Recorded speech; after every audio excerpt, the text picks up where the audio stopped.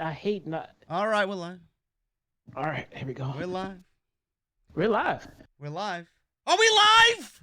Are we live? What? Are we live? I think we are live, man. Oh, I didn't know we were live. What the? I think we're live, man. AEW Double or Nothing today. Can't wait. Little technical difficulties before we even hit the airwaves.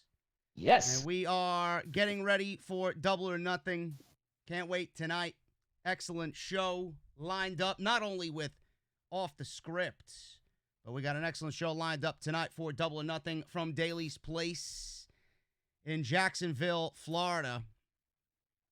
But we're going to go over everything today, guys. I appreciate all of you sticking with me. We got Jesse here on the line. We're going to go over all of the Double or Nothing preview and predictions. We're going to go over all of the news that is coming out of Double or Nothing so far. And we're going to go over the Super Chats as well, because I know you guys have Super Chats coming on in. And there's a ton of questions already for Jesse and I right here on Off the Script.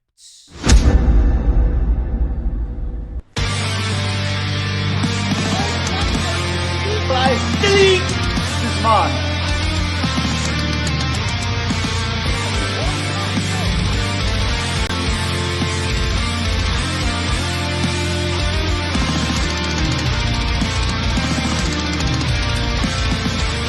Alive with you. People still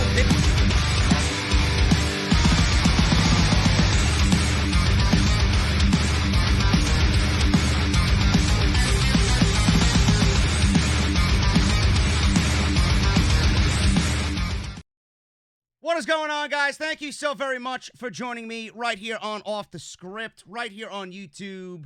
We are joined by my good buddy, Jesse. He is going to be talking AEW with us today. Jesse, what's going on, my friend? What's going on, brother? How you feel? Happy Memorial Day, man. Happy Memorial Day weekend to you. I am sure when we both get... Actually, you just told me that you're going to have a cold beverage ready for the stream. And I'm going to get my cold beverages ready for... There. Look at that. Look, he's drinking already.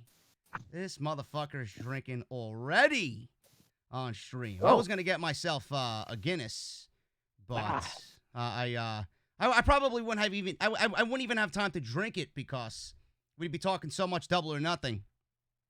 But everybody in the chat, what's going on, man? We got 450 some odd people in here. How's the sound? Let me know how the sound is going. We had some technical difficulties. I wanted to make sure that Jesse was coming in right. Wanted to make sure I was coming in right. Give me a thumbs up in the chat with your emojis if the sound is good so that I know we are good to go, man. So I appreciate all you guys being here. Man, it's crazy. I don't know if you guys are aware, and I don't know if Jesse, you are aware, but something happened in the wrestling community last night that's kind of turning everybody's Twitter page into just a complete mess today. You know, it is, one of those situations where you never want to hear about it, but I was not familiar with her.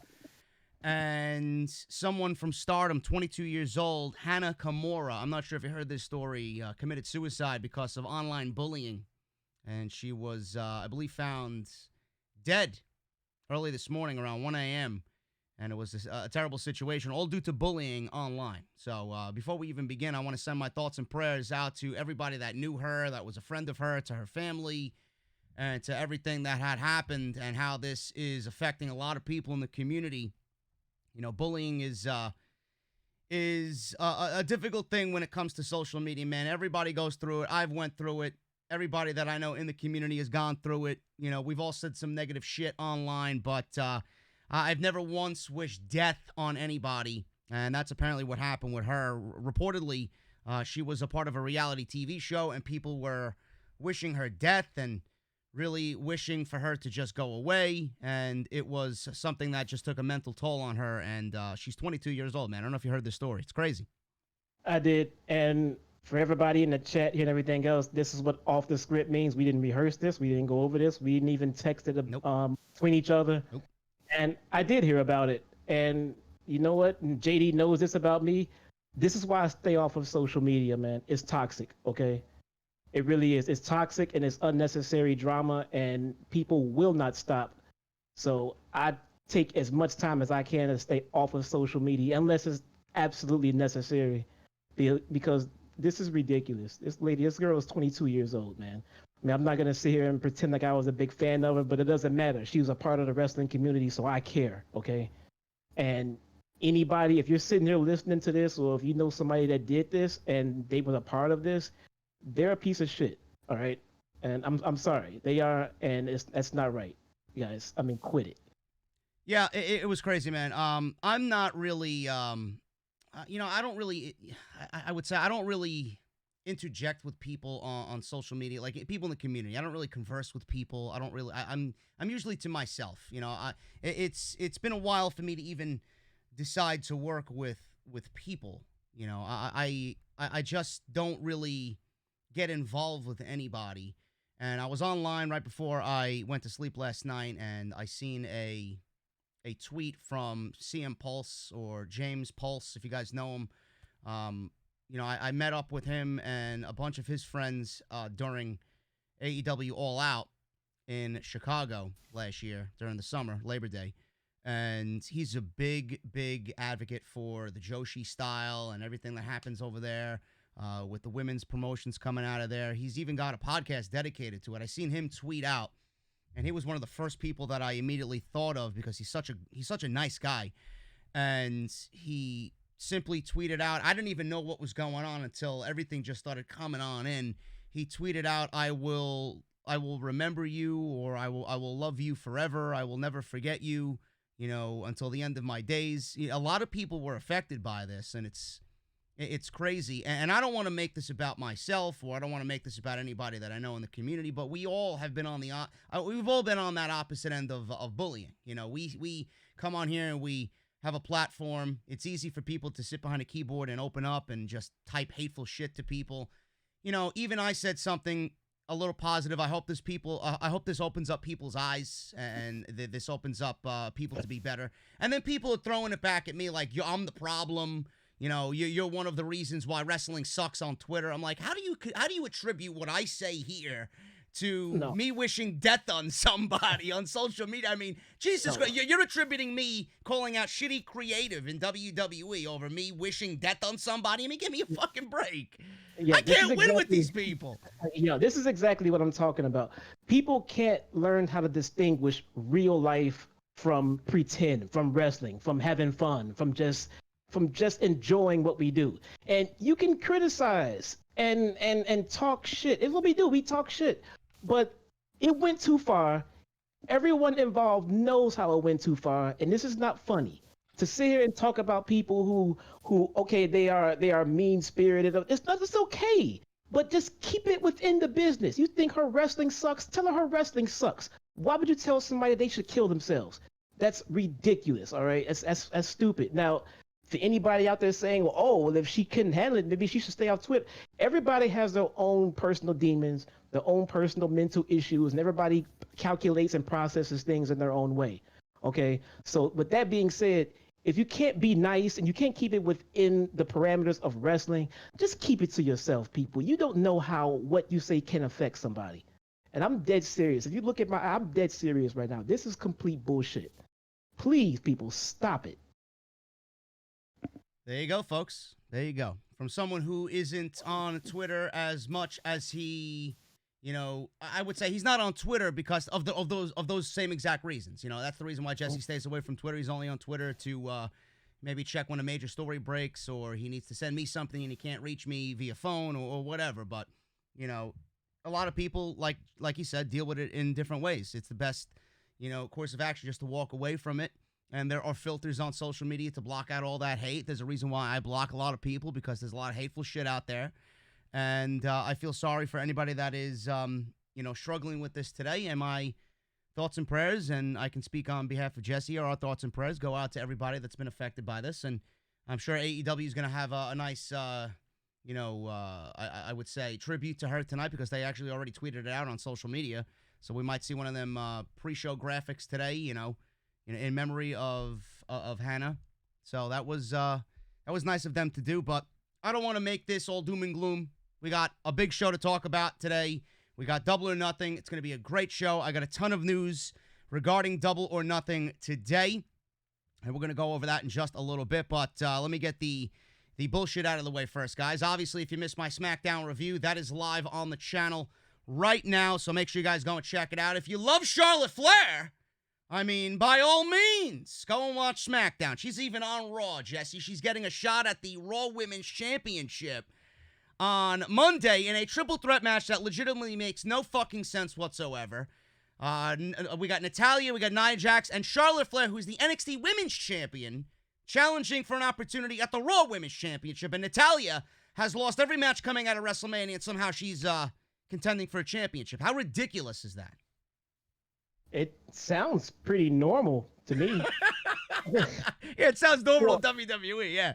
Yeah, for them, that sounds about par for the course. I mean, it's just awful television. Charlotte Flair and Bayley last night. You know, SmackDown did a decent job at making things feel important, but it's one show out of like 97 that we've watched so far. It's just a bad show. So if you guys want my thoughts on that and why we need less of Charlotte Flair and it just needs to stop, go and check that out. And then off the script on Friday in the afternoon, we talked about Roman Reigns being away from WWE, and Vince McMahon is now having his eyes set on a new Roman Reigns, and his name is Drew McIntyre. He's going to be the king of WWE, and right now he's the WWE champion. So if you want my thoughts on that and how WWE can make his title reign actually memorable, unlike all the other reigns that we have seen in the past, what WWE could do differently here with Drew McIntyre. It's very simple, folks. It's a very simple formula. Have him win and have him not drop the title to a Jinder Mahal only to win it back, because then you're going to stifle all of that momentum. Go and check all that stuff out. Links are down in the description of this very video. Follow me on social media as well, at JD from NY206. That's on Twitter and Instagram.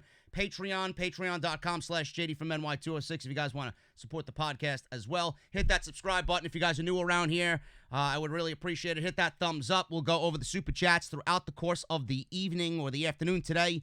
So I appreciate all you guys chiming in with the super chats. And as always, the podcast today is brought to you by my good friends over at The Ridge. The Ridge is excellent, man. They just sent me a new wallet, Forged Carbon. You guys can get yourself anything you want. They got knives, they got battery packs, they got backpacks, they got wallets, they got everything to make your life simpler, man. And they sent me this, and I love them for it. So make sure you guys go and check them out. Ridge.com/script. Use code SCRIPT at checkout for 10% off. They are linked down in the description as well. So I would really appreciate you going to check them out. They just signed on board with the podcast for the remainder of the summer. So I love having some great quality content backed up here on Off the Script, man. Let's get into the news. JD, hold up for a sec. Yes, sir. Too many complaints about you and your low volume. Are you sure your mic is going through your mic and not your camera? It is going through my microphone, yes. You're very echoey on my end as well. You're not as clear as you normally are. No. Okay. Well, let me, you know what? I'm going to go back to the old way of doing things. Give me 1 second, guys. If, you guys said it was good before, and now it's not good. I'm getting a lot of complaints about you. All right. So let's see what's going on here. How do I sound now, ladies and gentlemen? I don't know. This is the live aspect of it, folks. This is the live aspect of it. So give me 1 second, folks. Let me figure this out. I had everything the way I had wanted it, and now it's low. I hear you fine. JD, it's kind of low. Volume level and quality sound fine to me. Yeah, the volume is a little low.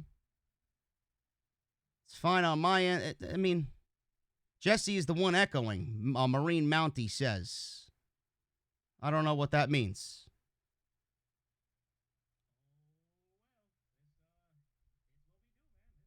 All right, I sound good. All right, whatever. He sounds fine. A lot of slightly low. I mean, it's something that happens because when I'm with a guest, I don't usually go over the top and yell at the top of my lungs. All good. Everything's good. Everything's good. All right. It sounds good, JD. Do you, bro? Sounds great. It's a little low. Raise your volumes. Raise your volumes. That's all I could say. Anyway, let's get on with the show. I don't want to waste any more time. Thank you for the concerns, guys. I appreciate it. That's why you're here. But let's get into the news of the day regarding Double or Nothing. All right, Jesse, we got this news here on Tony Khan and AEW. I seen this floating around on the internet as far as AEW, and I would love your thoughts on this. Even though we all hate the empty arena shows and AEW, WWE are not making really any money on the live gate, AEW is still profitable in April, despite not running live shows. Now, they are actually running live tonight. I don't know whether they will have an actual audience there, social distanced. I don't know if they're going to actually make this thing a little bit bigger than what we've seen on Dynamite. But AEW faces challenges just like everybody else. They are not immune to the CV-19 outbreak here in the United States. The promotion is, at one point, they were holding a mixture of live and taped episodes. Now they're completely live on TNT. In fact, they're going to be running out of the Daily's place for the foreseeable future up until tonight with Double or Nothing. Dave Meltzer reported in The Observer that AEW had made a very small profit in the month of April. It was noted that the costs were reduced to them holding the string of TV tapings instead of doing weekly TV events. Now, while the reduced costs were a good thing, it was not enough to offset the loss of the live gates from what would have been. The virus caused AEW to cancel 5 planned TV events, Rochester and Newark, New Jersey being 2 of the biggest ones that they had, which were going to be Blood and Guts, and then the debut of Brodie Lee as the Exalted One.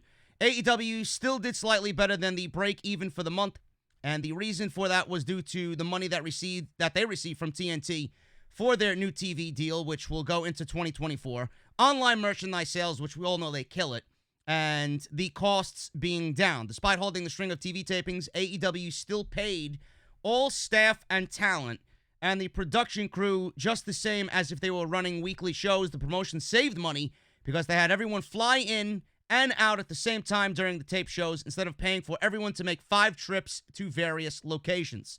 Now, the 5 canceled shows were Milwaukee, St. Louis, Boston, Philadelphia, and Houston, and they were expected to draw good money for the live gate in those major cities, and they were postponed. Not canceled, postponed due to the virus.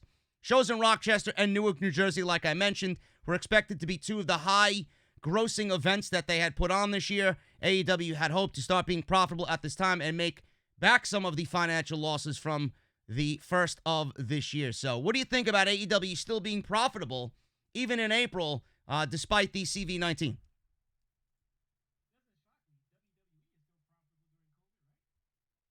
Oh, wait a minute. Now, actually, you're not even coming in here now. Hold on a second. Oh, my goodness, man. There's so many problems. There's so many problems. All right. Yeah, now you're live. Go ahead. Talk. There you go. There we go. Look. All right. It doesn't shock me at all. I mean, WWE is still profitable, right? More profitable than ever. And what do we know about Tony Khan and his family? They are legit businessmen. They know what they're doing. They know how to manage money. They know how to manage talent. They know how to manage an organization.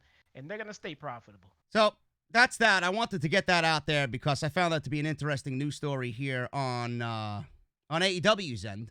And I hope that they actually have a lot of people today go out there and buy the pay-per-view because, a lot of people are illegally going to, stream it and they're going to find it for free. Now is the time, if you support AEW, to go out there. And I know a lot of people aren't working. I know a lot of people aren't making money. And I know a lot of people are struggling financially. But if you do have the ends tonight to support, then support AEW and actually buy the pay-per-view. And I said it once, I'm going to say it again. Every time that AEW has a pay-per-view, I've purchased it, and willingly I have purchased it.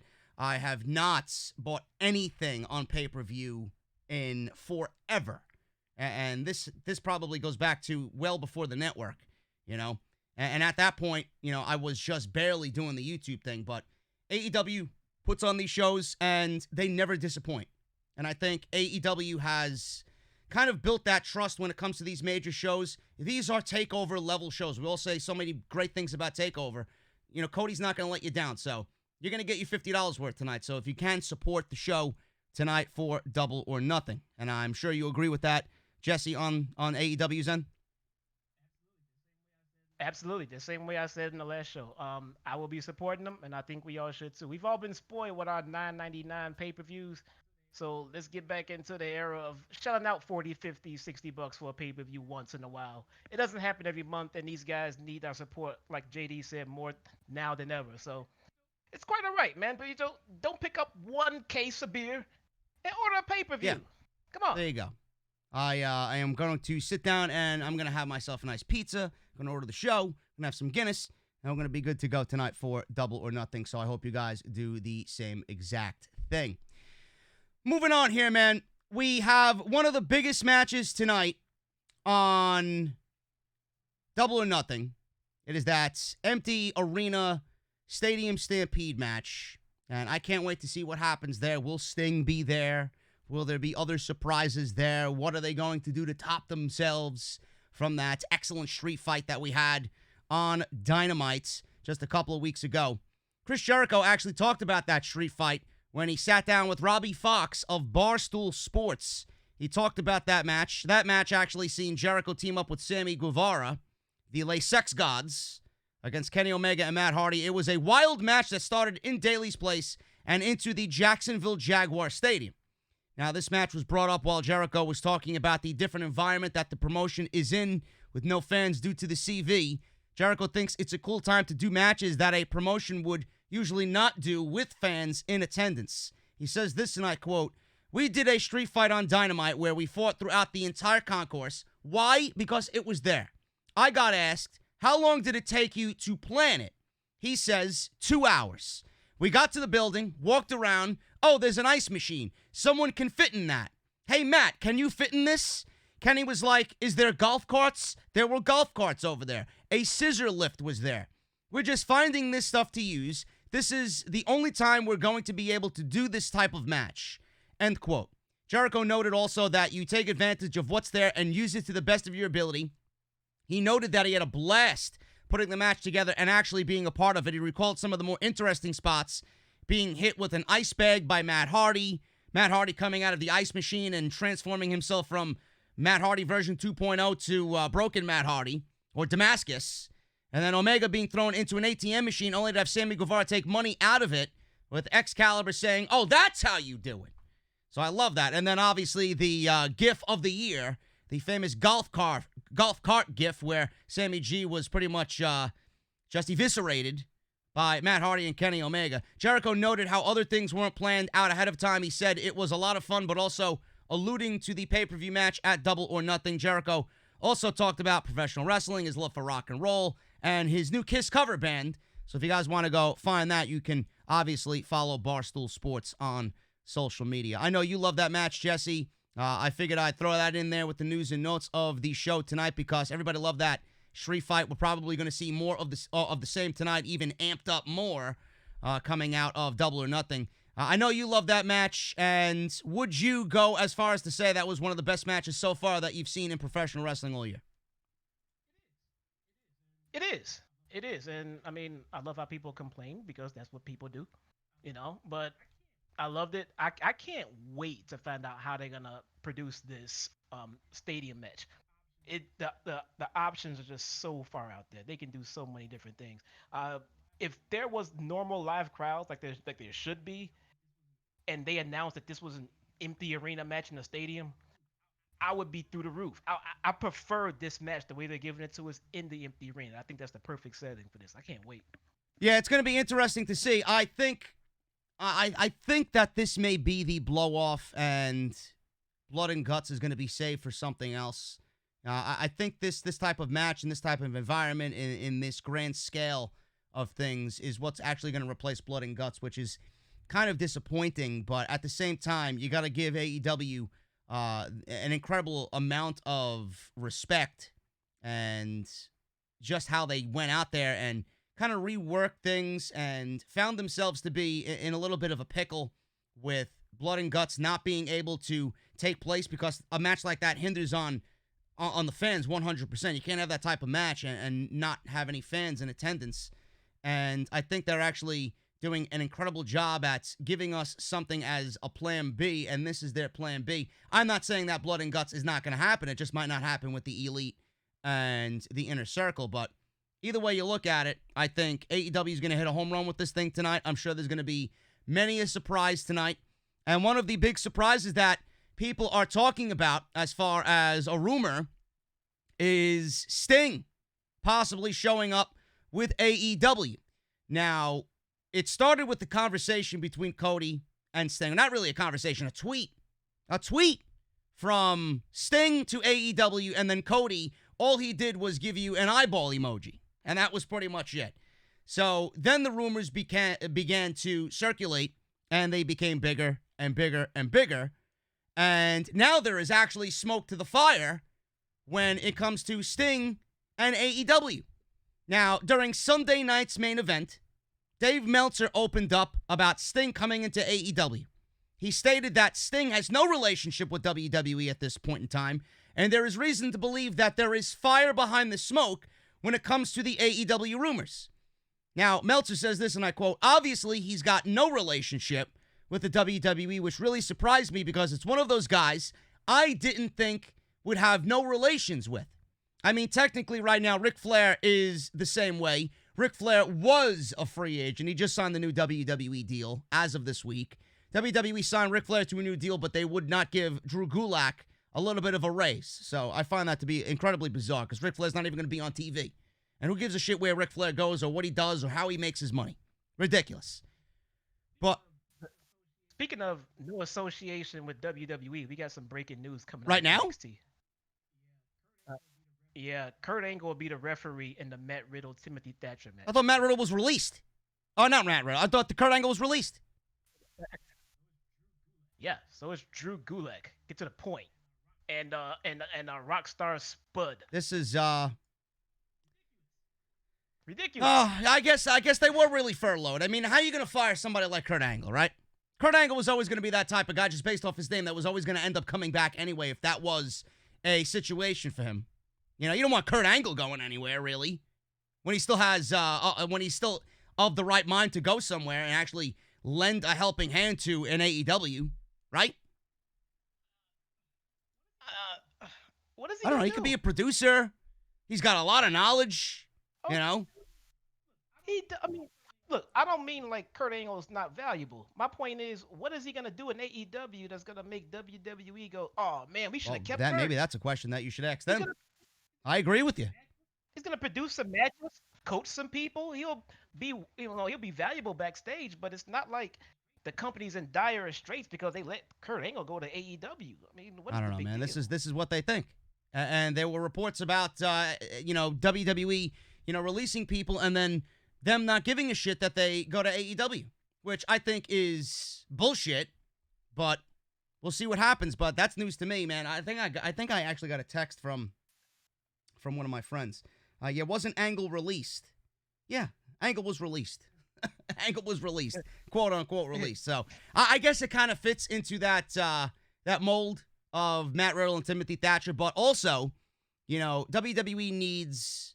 Well, WWE right now is in a time where NXT is struggling, and they're struggling for viewership. Nobody's watching NXT for whatever reason. Nobody's watching NXT. Maybe they think Kurt Angle's going to be a selling point. Oh, look, Kurt Angle's on our TakeOver show as a special guest referee. I get it. I don't think it's going to help. But my main point is, and I don't know if you agree with me, they are kind of main rostering NXT a little bit too much for my liking. That was the whole point.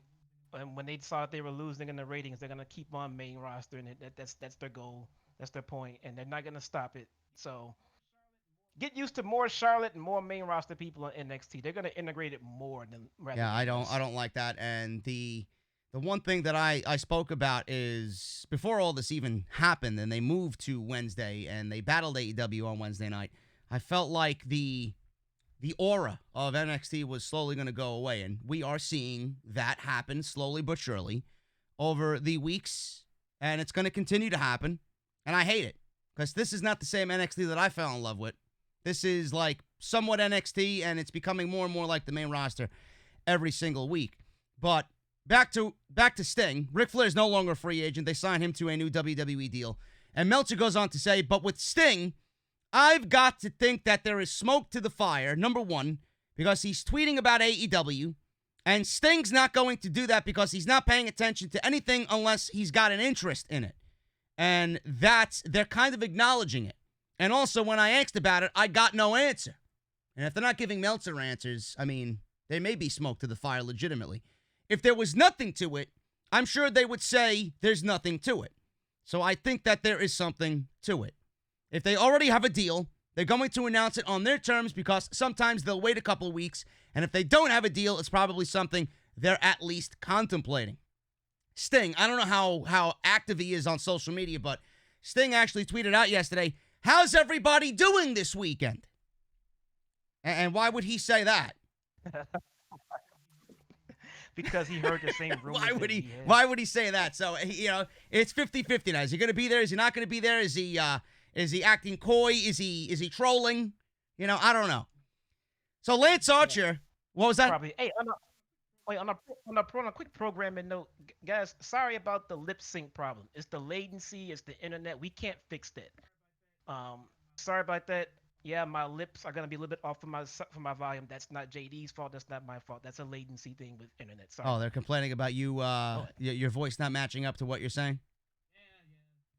Yeah. Well, it is. It is what it People is. complain. That's what we got. That's what I live for. I complain. I my career is fucking complaining all the time. So I guess I got to take it in stride. But with Lance Archer, he actually spoke about Sting as well.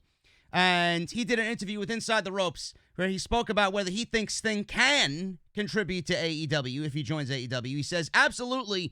We're sitting here talking about Jake the Snake Roberts and the contribution he's presenting to AEW and to myself and things like that. So you're talking about Sting, who in reality could probably still step in the ring if he wanted to. You got guys like The Undertaker still getting in there, producing at extremely high levels. I wouldn't go that far, but Lance Archer's being nice there. There is no reason that Sting couldn't do the same. He's obviously an icon in this business and somebody who can help lead a talent somewhere where they need to go, kind of like what Jake is doing with me now. And he goes on to say, there is no reason, if it's available, to possibly not have him if he wants to be a part of it, and AEW wants him to be a part of it. So that's what Lance Archer had to say about Sting. Now, nobody knows if he's going to be there. If I had to pick a spot of where he does show up, I would say it's going to be something Chris Jericho related or something empty arena Stampede, stadium Stampede match related. A lot of people were saying, I could see him coming in and managing Darby Allin. Darby Allin doesn't need a manager. Just have him not speak. I don't want to see Sting next to Darby Allin. Yes, it might look good to some people, and some people might attribute that to them putting a lot of stock in Darby Allin. And that might get Darby Allin over, but Darby Allin's already the most popular guy in the entire company, outside Cody.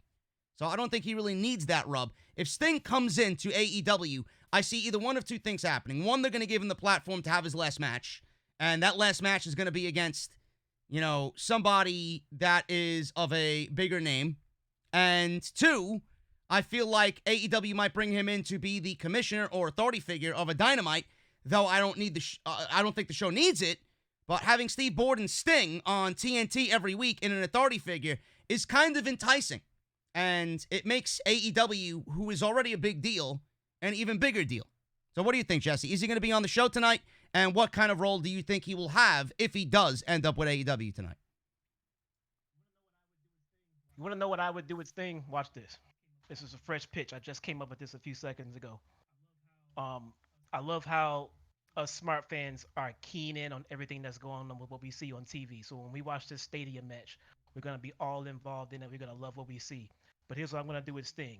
I'm going to have Sting just randomly in a very quick shot be seen and sitting in one of the press boxes or standing in the press boxes watching what's going on.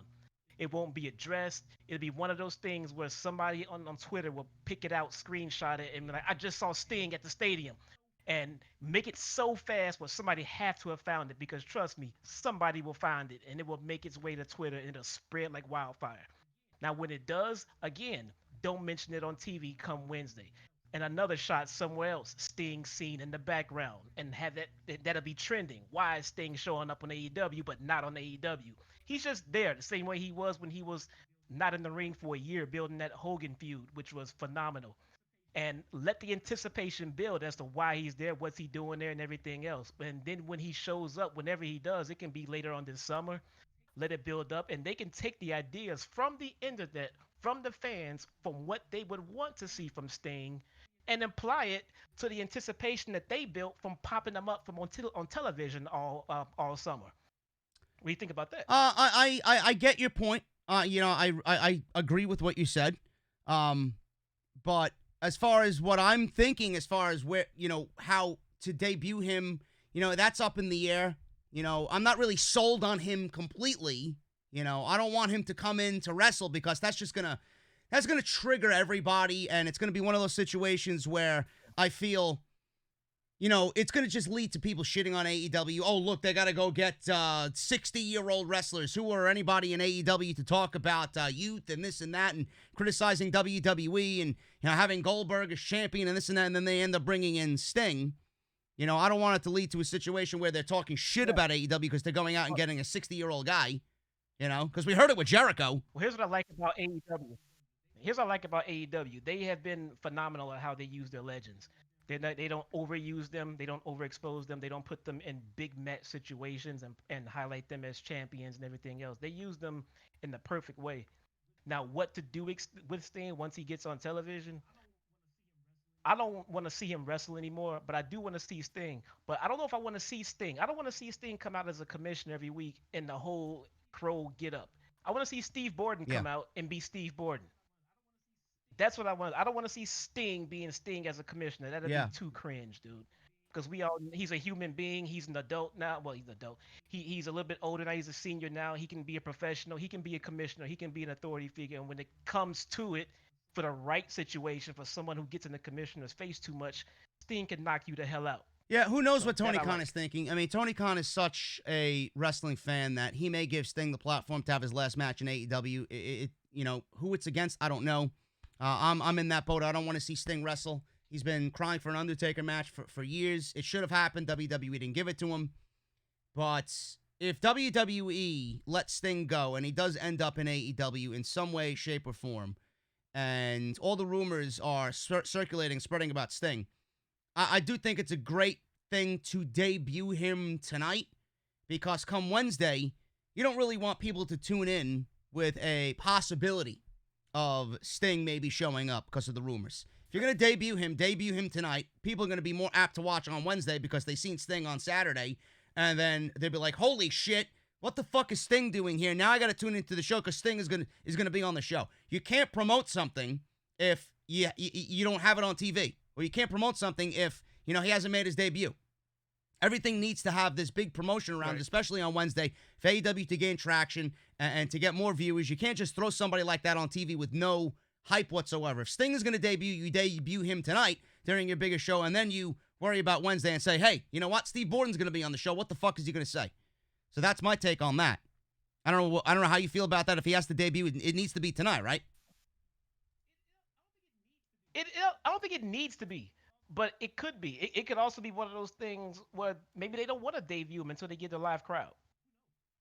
So it's going to be an interesting situation to follow. That's one of the big rumors coming out of Double or Nothing. So we'll definitely keep an eye on that with Sting and what he does tonight at the pay-per-view. The other big situation tonight is Brodie Lee with Jon Moxley and the AEW Championship. Now, Brodie Lee did an interview with Alex McCarthy of TalkSport over in the United Kingdom, and they discussed a wide array of topics, including signing with AEW. Of course, after being unhappy in WWE and what we heard coming out of that situation and why Vince wouldn't push him and this and that, Lee asked for his release, which took longer than he wanted. WWE eventually let him go and granted him the release in December. After being sidelined for a few months while waiting out the non-compete for 90 days, Lee was able to sign with AEW. In this interview with Alex McCarthy, he discussed who had contact with him before joining AEW.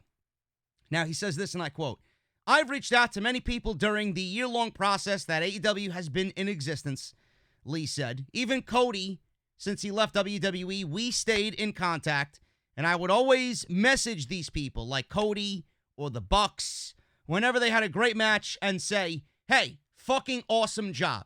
We discussed AEW matches in the WWE locker room as well when I was there, and Chris Jericho is someone I always stayed in contact with as well. As soon as the release came down, I got several calls from people, and he started laughing. It was heartwarming and refreshing and a monkey off of my back. And he says that because, he wasn't sure if he was going to be wanted after being treated like complete shit in AEW. So, it was one of those situations where he was just happy that, it's going to be easy for him to find work, and he's very sought after. So then Lee slated to take part in the main event tonight of Double or Nothing for the AEW Championship, and that is against Jon Moxley. He also talked about the differences between AEW and WWE, the direction of his character, being the leader of the Dark Order, and more, which I actually do have news on as well.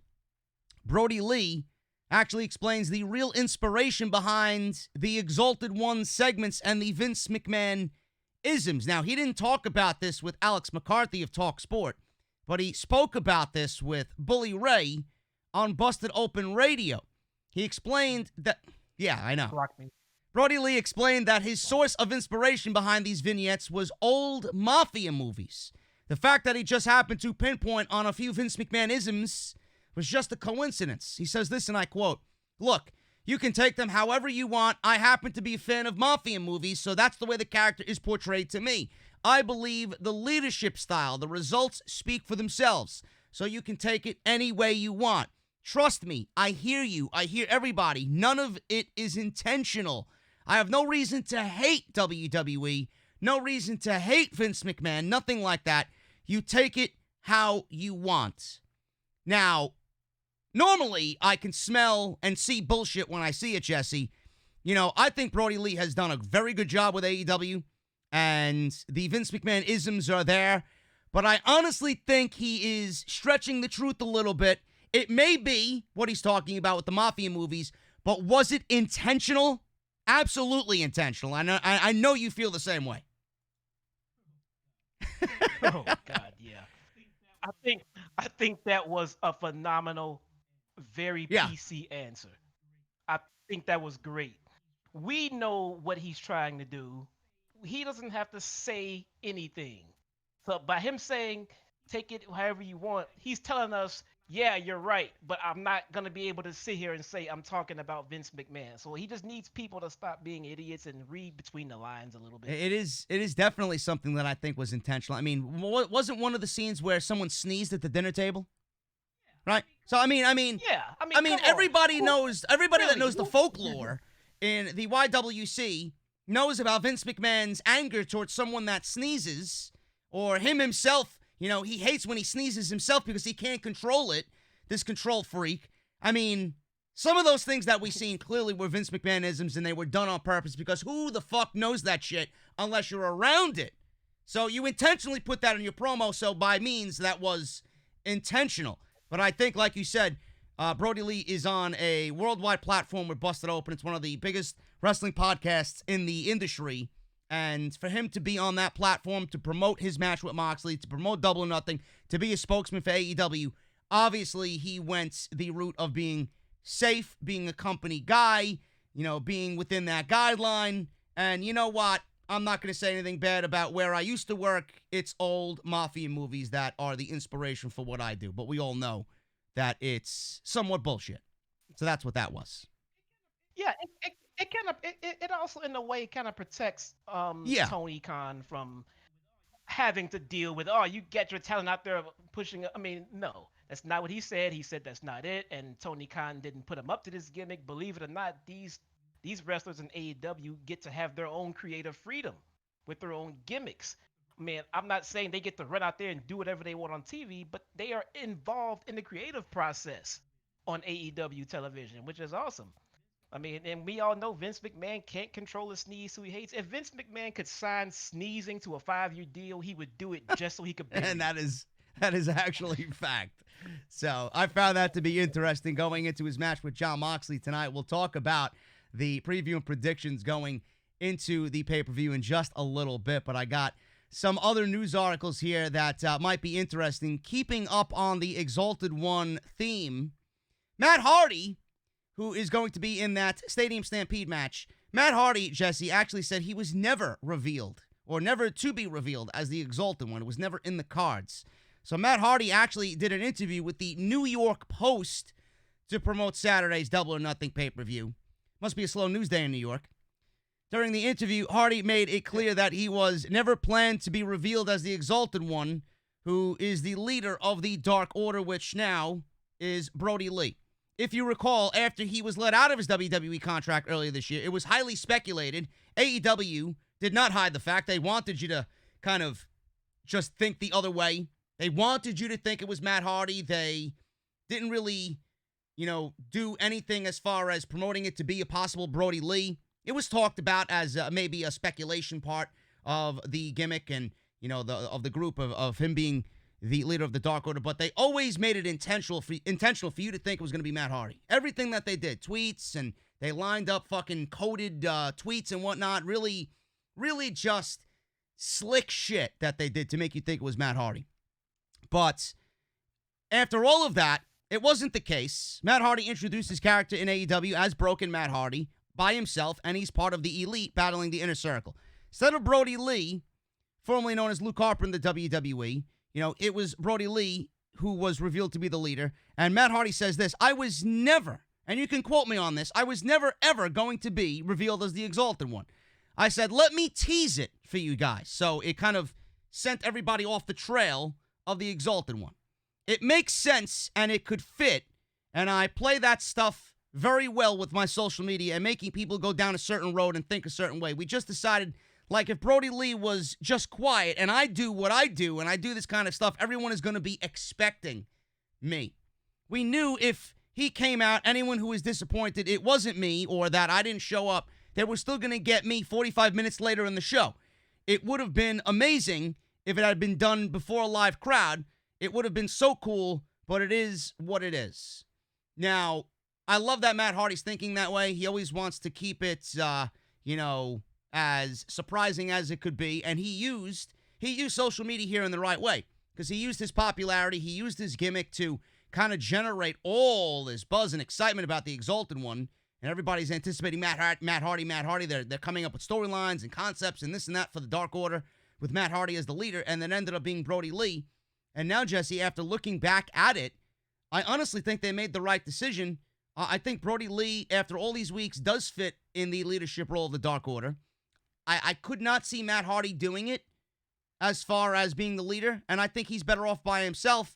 And I've been pleasantly surprised and pleased with what Brodie Lee has done in the Dark Order. What do you think? Did they make the right decision after all this speculation about Matt being the leader, and it ended up being Brodie Lee? Yeah, no, I believe him, because if you think about the situation, the whole situation, they had that show scheduled for Rochester, New York. That would have been the biggest pop humanly possible to help get Brodie over in his debut. That was their plan entirely. Not only that, between the characters of Brodie Lee and Matt Hardy, who we all know, if nothing else about Matt Hardy, in 2020, he's a creative genius.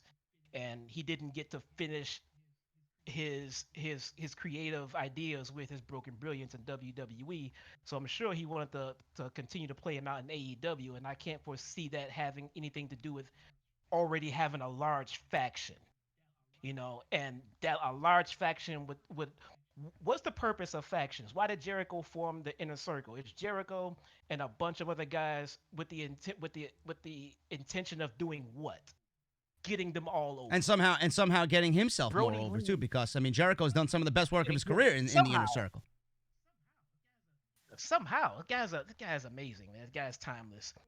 But Brodie Lee is gonna benefit more from the faction more than Matt Hardy any and every day. I think it was the perfect decision. It was the right decision. So they can use the momentum that they already had built from the Dark Order into the Exalted One to help get Brodie over in his big debut over in Rochester. It would have been a phenomenal scene and everything else. Due to CV issues and everything else, empty stadium arenas, I still think it came off just as well as one could hope for in an empty arena. I think Brodie is in the right spot. Like I said the other week, before I was under the belief they booked themselves into a corner in this main event, but now I think Brodie's been built up enough. He has a lot of credibility, and it's okay for him to lose to the top guy in the company. Yeah, I agree with you on that. I think that Brodie Lee is at a point right now where if he loses, I was worried about it. I was skeptical about it early on, but I don't think a loss tonight is going to really do any long-term damage to Brodie Lee. And I've come to a point with watching AEW television where I honestly do think that they don't really make many creative mistakes. They really haven't made one big blunder yet.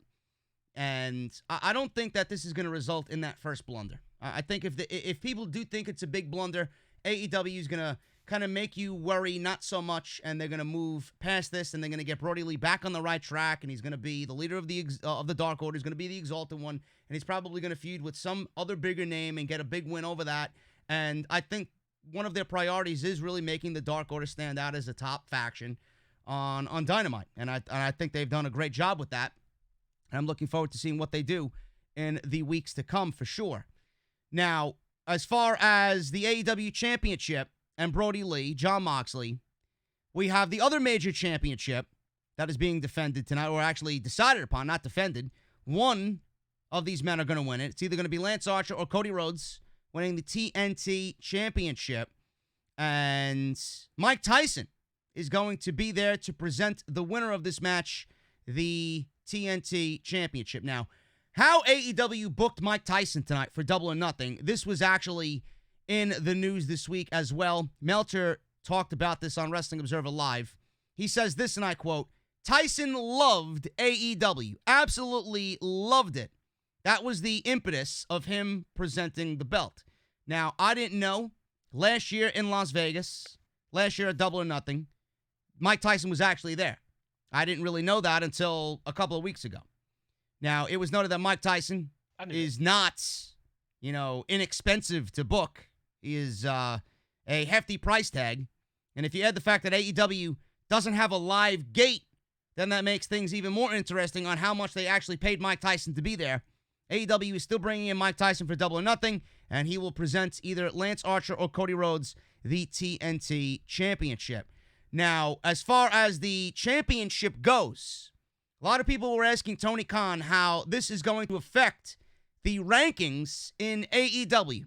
Now, whether you're a fan of the rankings or not, I don't really give a shit. I think that they have done a great job at building the rankings, and I think that the rankings have brought somewhat of an important feel to the weekly television shows. Do I think it's perfect? No. Do I think it could be built upon in a better way? Yes. Do I want to see AEW kind of go over that and really make it a thing on weekly television? Go over who is who and where they are on weekly television? Absolutely. They did that once, I think, during the lockdown, and they didn't do it. I remember there was a segment with Excalibur going over it and going over the standings in each division. I thought that was fantastic. They should do that every single week and keep it in the back of people's minds that the rankings do have an effect on what they see weekly. But people were asking how the TNT Championship is actually going to affect the rankings in AEW.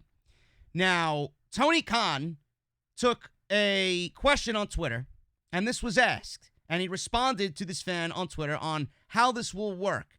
The TNT Championship will actually join the AEW Championship above the men's rankings. So the AEW Championship is going to be rank 1, and then the TNT Championship is going to be rank 2, which to me gives it that old school feel. That's the way it was back in the WWF. The WWF Championship was number 1, and everywhere in that company, you can say this guy is number 2, this guy's number 2. It was always whoever the Intercontinental Champion was always number 2. The Intercontinental Champion was always the guy that they looked at as, you know what, we're going to give this belt to that guy because he's the next in line to be the WWE Championship. It was always a precursor to who the next man in line is. Now that's, or it used to be the Money in the Bank in current times, and WWE has kind of fucked that up. And I don't even consider the Money in the Bank that important anymore, but that's the way it was in the old school. And Tony Khan is actually going to, do that with AEW in the rankings when the TNT Championship is added. So he says this, good question. It's a similar format, but going forward, we'll have 2 male singles champions ranked at number 1 and number 2 in the top 5. What do you think about that, Jesse? You think that's a good idea? And how do you feel like that's going to work out on TV? Or do you think it should have its own separate entity in the rankings? No, I like how they're putting the TNT champion on a complete pedestal the same way they're doing the holder of Big Platinum. Now, my only question about it that I was a little um confused about is how do we get the TNT champion into a title match with the world champion? They're both unranked and everything else. Maybe a certain number of defenses in a row as TV champion guarantees you a world title shot. Who knows? Maybe they can build that. Maybe 5 defenses, 10 defenses in a row, and boom, you get a title shot. It's interesting. I mean, I don't know, just spitballing this, but how do we get that champion versus champion feud? What parameters need to be addressed in order for the TV champion to say, okay, you are definitely number two. Now because it can't just be if you're a television champion, you're next in line. No, That you know can't what be they it. do. I'm not a big fan of NWA. I have not watched one episode of Power at all. But what NWA did with their secondary title is they had that champion go out there and defend on a weekly basis, I believe. I think it was a TV championship, if I'm not mistaken. And that champion would accumulate 7 wins in a row. And if that champion had successfully defended his championship seven matches in a row, 7 times in a row, then he would be in line for a world championship against whoever the world champion is at that time. I think it needs to be something like that. It needs to be instituted because you're right. If you're the TNT champion, it's going to be signified that you're the number 2 in the entire company. But being that you're number 2 in the company means that you should not be, avoiding a match with the world champion. Clearly, if you're the champion, you're going to be winning matches. And at a point where AEW deems it necessary and fit, I would love to see a match like that mean something to them down the line. It just needs to happen in the right way. So that's the way NWA did it, and I would not be at all sitting here with a problem if AEW copied NWA in that aspect. I didn't know about the Power situation. I don't watch Power either, but I mean between Dark and BTE, I don't have time for Power. But I like that. And I'll even take it a step further. Because what happens when you as TV champion has earned your world title shot? Is it title for title? Are you going to be double champion? Here's what I would do. Hold that thought. After you get a certain number of defenses as TV champion and now you're in line for your world title shot, you can, at your own option, at your own discretion, if you want to, challenge for the world title. Now, if you want to do that, you have to give up your TV championship before you challenge for the world title. So now how confident are you that you can beat the world champion? Now that's an interesting concept. What if I don't know. I mean, logically, I like what you're saying because it's different. But logically, who would not give up the opportunity to be the world champion? And then how many people would actually give up their championships? It would almost be like there would be a revolving door of champions every 2 or 3 months or so. No. You control the narrative. Remember, this is scripted television. But it's an interesting dynamic when you now have to say, I want to be world champion. Well, that's fine. You can give us this title. We'll set up a tournament and we'll set up a new TV champion and you'll get your shot. If you lose, you go back to the back of the line. Or you can stay TV champion. You can earn the TV champion perks, the perks of the pay and all of the perks that comes with being champion. So, but those perks aren't as big as the perks as being world champion. So it's up to you if you want to decide if you want to move up a notch or stay where you are until you're knocked off. Now, if you're knocked off, you don't get that world title shot anymore. So if you lose your next challenge, now you're back at the bottom of the line when you could have traded it in to move up. It's up to you. AEW definitely has some options to go with. I like that. It's different. And I feel like I said this on SmackDown last night when I was talking about it, the Bayley Charlotte thing. Champion versus champion. How meaningless is a champion versus champion match in WWE now? It's like, they do it and it means virtually nothing. You just throwing 2 women out there for the sake of a ratings pop. You're doing it because you don't have any faith in the rest of the roster. You are lazy creatively. It's just so garbage. And I feel like with AEW, they have the opportunity to really make that type of match special because, a lot of people attribute, You know, when you go back and watch old school pro wrestling, you got the Ultimate Warrior as the Intercontinental Champion. You got Hulk Hogan as the WWF Champion. How epic of a fucking match was that when you had both of those guys come together for the first time ever to do something like that? It was such a big deal, and it's like I look back at that, and then I look at what we're seeing today, and it's like, Jesus Christ, it's just so fucking ordinary. I hope AEW does the right thing and really brings prominence back to a champion versus champion match. That could be a major selling aspect for AEW, not only on pay-per-view, on Dynamite, wherever they do it, because, you know, they've gone the way of the old school. They've made things feel important, and I don't think that Tony Khan is going to look down on that aspect either. I hope that they do right by it. I really do. Yeah, Chet is saying that the option that I just pitched is a thing for the X Division and NWA. That's awesome. I promise you guys, I've never watched NWA once. So if that's what they're doing, I like that. That just brings a different level of intrigue to the whole situation. I like it. It's part of the X Division in TNA or Impact or what? The X Division and TNA. Yeah, I didn't know. I don't watch Impact. I mean, who the fuck watches Impact? Give me a break. I love their roster, but I mean the show. Jesus Christ, I can barely watch WWE. You want me to watch an empty arena Impact show? Jesus Christ, I didn't even know that. That's pretty legit. That's pretty cool. Every show was an empty arena show in Impact for the last few years. Now we're gonna have Impact trolls coming at us with fucking pitchforks. Take it easy, guys. Take it easy. Impact sucks. Moving on. Anyway, I'm only joking. Take it easy. So we got that by Tony Khan, and I like that. I like the idea of the TNT champion being number 2 in the rankings. So, again, Cody and Lance Archer, my most anticipated match tonight for Double or Nothing is that TNT Championship match. The other big match that a lot of people are looking forward to is the ladder match, the Casino Double or Nothing ladder match.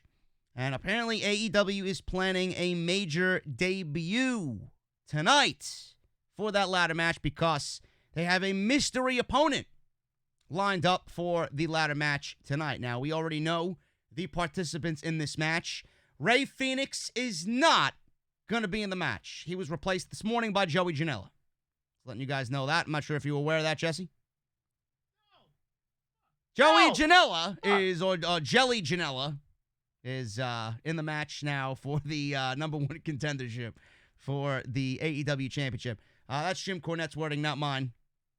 Darby Allin, Orange Cassidy, who is definitely an odds-on favorite. Luchasaurus, Scorpio Sky, who's also an odds-on favorite. Kip Sabian, Colt Cabana, and Frankie Kazarian all confirmed for the match, but AEW has opted to keep one of the final entrants a mystery, a secret. Some have speculated that the 9th entrant into the match, based on the fact that it will be a mystery opponent, will be an AEW debut or a new signing.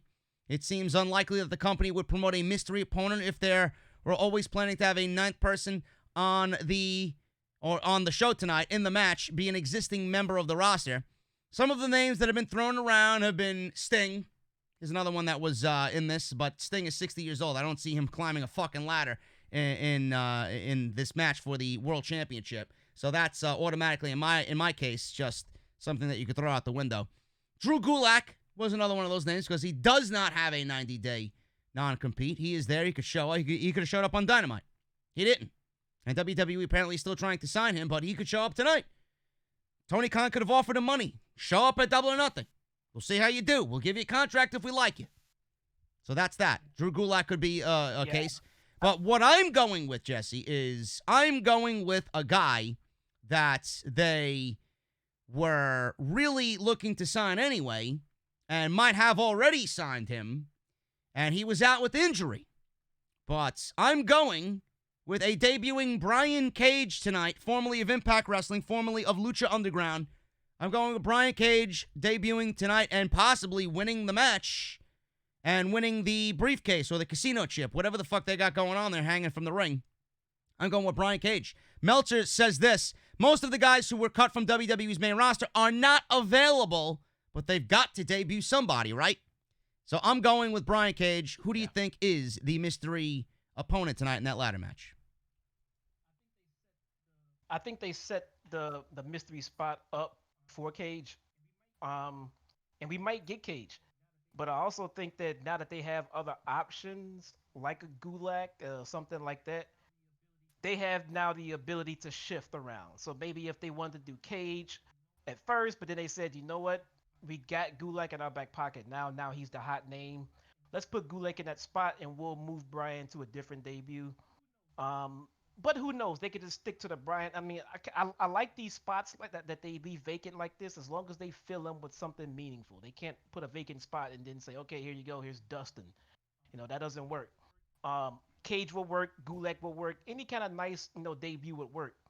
But with Brian Cage, as I'm thinking about him and as he is definitely gonna work in AEW, I kind of hope that they pay attention to the fact that I don't want people like Brian Cage and Wardlow and Archer with the same kind of build and character that all kind of bleed together and just kind of make each other watered down a little. They have to separate them a little bit more. Big buff muscle guys that just beat. I don't want three of the same character on the show. You know what I mean? They got to separate them at a little bit, because in their previous reigns and other promotions, they could easily be distinguished as. I mean, I'm already getting Archer and Wardlow kind of just running the same to me as far as their style and their build. And Yeah, I agree with you there. So, but AEW, I mean, they come under criticism for a lot of the talent that they have. Like, they took these indie vanilla midgets, they signed all these guys that are of the same moveset and the same style, and they need a bigger name, they need a bigger man, they need a guy like a Brian Cage who could fly like a cruiserweight and be that monster of a Terminator type guy. That's why they got Lance Archer, they got Wardlow, Brian Cage possibly coming in, they got Brodie Lee. I get it completely. Another name that I just thought of that could possibly be in the ladder match, and I see a lot of people saying Zack Ryder, Rusev, EC3 guys. Those guys have 90-day no-compete clauses. They were just released not even a month ago, so they're not going to show up at Double or Nothing tonight. Jesse, what about someone like Ryback showing up in the ladder match tonight? What would you think about a Ryback? Because he's a free agent, he's free to do whatever he wants. He's always teased about making a comeback in pro wrestling. What if Tony Khan offered Ryback a spot in the ladder match? I don't think it'd be much of an impact, to be honest. No. I mean, I'm trying to put like my personal feelings about how I feel about, Ryan Reeves and his in-ring work. That aside, he's just not hot right now. He was never really, really over, and there's always this bad stigma from the Cabana podcast with Punk and everything else. And I mean, I'm not saying he wouldn't be welcomed here and he wouldn't have a job here if they want to bring him in, but I think that's a character they would have to build from scratch. He's not gonna pop in with any kind of huge build or any kind of big pomp and circumstance. Like, oh crap, they got Ryback. It would be more like a Ryback's here. Oh, all right, let's see what he does. And he have to reprove himself because he was never over, man. Think about it. He never got where they wanted him. So to pop him in now was just kind of like very lackluster, just lukewarm debut to me. Some people in the chat are saying that Ricky Starks has appeared on Sammy Guevara's vlogs on his YouTube channel. He just left NWA earlier this month. If they bring in Ricky Starks, who I'm not really familiar with, I've seen a couple of his matches. But if they bring in a Ricky Starks for that match, then I'm obviously going with Darby Allin to win the match. But if they bring in a Ricky Starks, I mean, who the fuck is he, A? Why would that generate any interest on top of, Darby Allin being in there or Luchasaurus being in there or a Scorpio Sky being... Like, who the fuck is Ricky Starks? He's like below those guys in name value. So what type of impact is he going to make in that type of match, in that type of spot, being a mystery guy? If you show me a mystery ninth guy and out comes Ricky Starks... That equals major fucking disappointment for me. It's got to be a big name. And if they debut Ricky Starks, then it probably will probably lead to Sting debuting later on in the evening, because they have to have somebody. It's either Cage or no Sting, or it's either Sting or no Cage. That's the way I see it. Yeah. I like that. It's a good idea. So if they want to put a lesser known name in that spot to work an awesome ladder match, great. But that debut is going to fall flat. But like you just said, if they give us a big name soon after that, that's fine. I'll take that as, okay, we didn't get, they just kind of shifted it around. We got our big debut, fine. But if they say, yeah, this is Ricky Starks, here you go, and that's just it, I'm just gonna, move on, dude. There's no excitement there. Yeah, it's absolutely gonna fall flat. So I don't know. Everybody in the chat saying Ricky Starks. I mean, give me a fucking break, guys. You could be a fan of Ricky Starks. I'm not saying not be a fan of him, but I mean, what type of impact is that legitimately gonna make on AEW's biggest show of the year? Who the fuck is that? I mean, you got to do better than that. You guys are really reaching for that one. Seriously. Yeah, to anybody that feels insulted, look, I mean, I'll be the first to admit, I don't know anything about Ricky Starks. I mean, he could be phenomenal. I just don't know anything about him, and I'm sure most of us don't. So if he debuts tonight, it will fall flat. Now, he could work himself back up to the status that you guys believe he is throughout the company, throughout the next few weeks, and we will love him. But he just can't debut and expect us to know that he's awesome. He's not a big enough name, guys. He cannot be in that spot. I did see somebody mention Marty. I like that. Don't forget, we are still going to see Marty in AEW whenever they feel it's necessary and fit, because Marty can do whatever he wants, man. Yeah, I completely forgot about Ring of Honor, to be honest with you. I mean, I'm not really leaning towards Marty Scurll showing up tonight. Could be.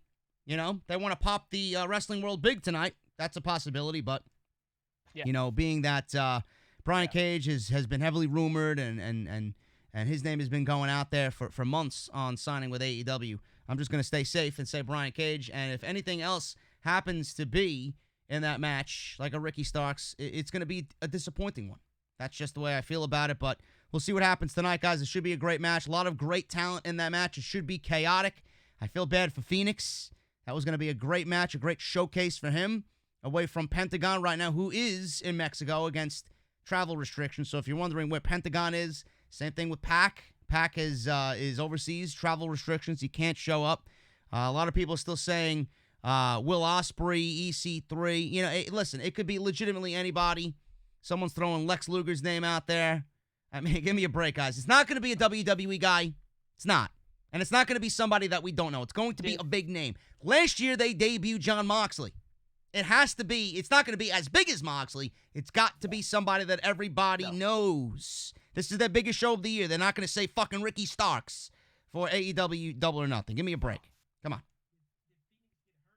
Did Phoenix get hurt? I think he hurt his tailbone, yeah. That was a great showcase spot for him. And, too many risks on the go-home show. Unnecessary ones at that. I'm glad Orange Cassidy's okay to go because he took a nasty spill on the barricade. Speaking of the injuries, man, Meltzer and Alvarez in their written report of Dynamite, they actually said that it could have been a storyline, and it is not a storyline. Britt Baker, your favorite, bro, torn ACL, out 6 to 9 months. Baker injured her right knee during a tag team match with Nyla Rose and Chris Statlander with Hikaru Shida. It was clear she was hurt after she was heavily favoring her leg during the match. Baker had trouble putting weight on it.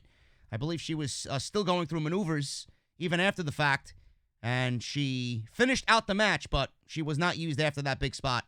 Nothing is confirmed yet by AEW, but this was as of Thursday, and as of this morning, we got Penelope Ford now replacing Britt Baker against Statlander, which was the original match, Baker versus Statlander. Now it's going to be Ford versus Statlander tonight on the pay-per-view.